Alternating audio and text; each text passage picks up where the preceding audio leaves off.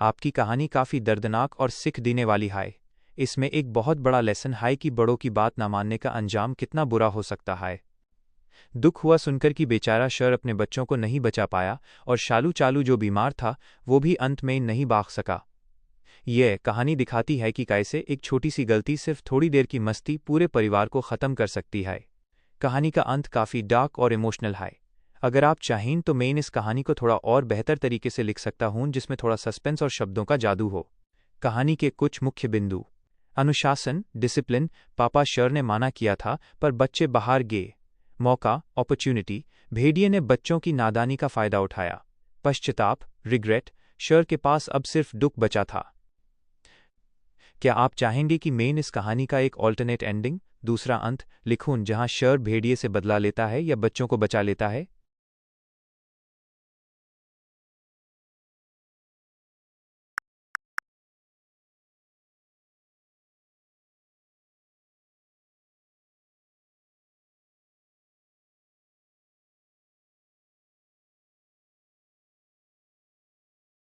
ज़रूर।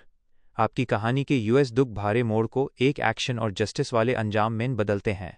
यहाँ शर पापा का गुस्सा और भेड़िए की चालाकी का एक नया मुकाबला है। शर का बदला, एक नई शुरुआत।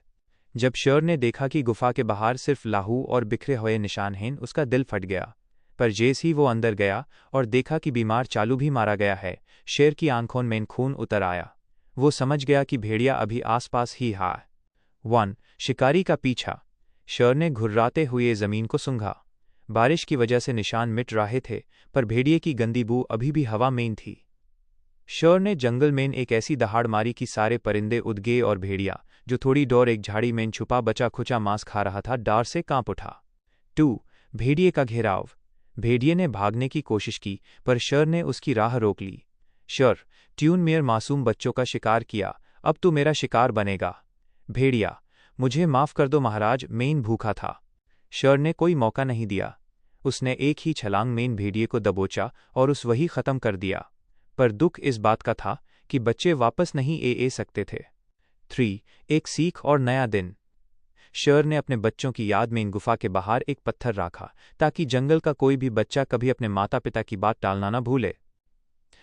कहानी का मोरल। बड़ों की सीख और अनुशासन ही हमारी असली ढाल होती है।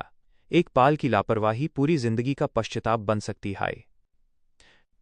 क्या आप चाहते हैं कि मैं इस कहानी को एक इमोशनल पोएम, कविता के रूप में लिखूं या फिर आप किसी और जानवर की कहानी सुनना चाहेंगे?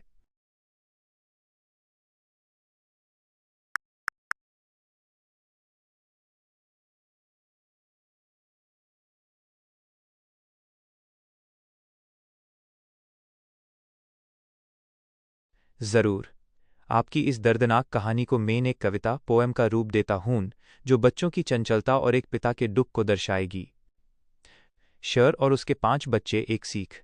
एक जंगल में रहता शर 5 बच्चों का था उसका घेरा। कालू, चालू, आलू, बालू और शालू का था वहां बसेरा। बीमार था चालू, बेहाल था वो, पिता गया लीन दवाई की धार।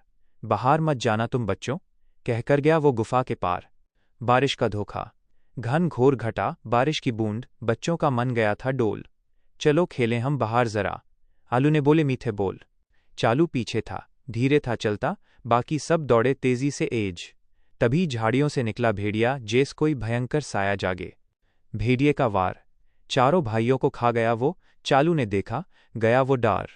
गुफा के अंदर दुबक गया वो, कांप रहा था उसका पूरा घर।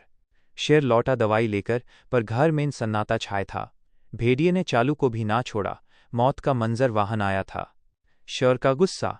शर की दहाड़ से कानपा जंगल आंखों में भर आया था खून। भेड़िए को ढूंढा, उसको मारा, पर बच्चों का ना मिला सुकून। कविता का सार, मॉरल। माता पिता की हर एक बात होती है एक सुरक्षा का हाथ। जो तोड़ता है अनुशासन की धार, उस पे होती है मौत की मार। क्या आप चाहते हैं कि मैं इस कहानी पर एक एनिमेटेड इमेज जनरेट करूं जिसमें शर और उसके 5 बच्चे एक साथ खुश दिख रहे हों?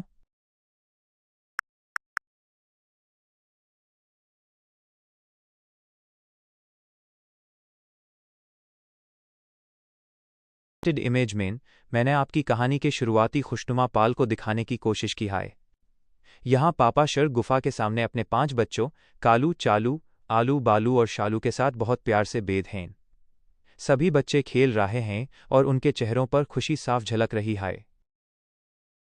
आपकी इमेज जनरेट हो रही है, कृपया थोड़ा इंतज़ार करें।